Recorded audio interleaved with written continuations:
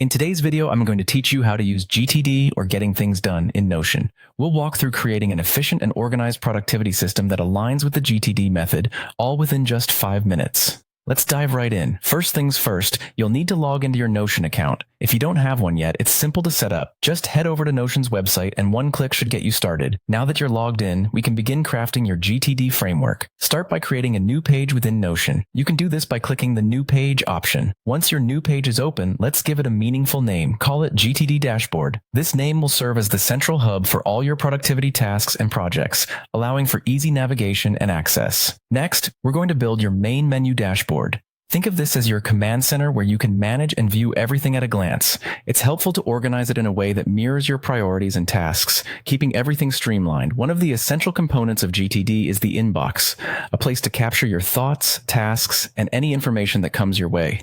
So let's create a database within your dashboard and label it Ombuk. This will be the catch-all for everything on your mind, something you can process and sort through later.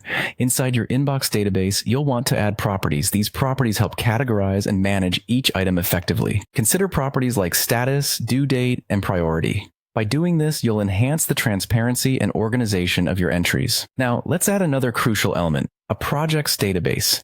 This section will house all the tasks and undertakings you want to keep track of. When setting this up, think about adding properties relevant to projects, such as responsible party, deadlines, and progress tracking.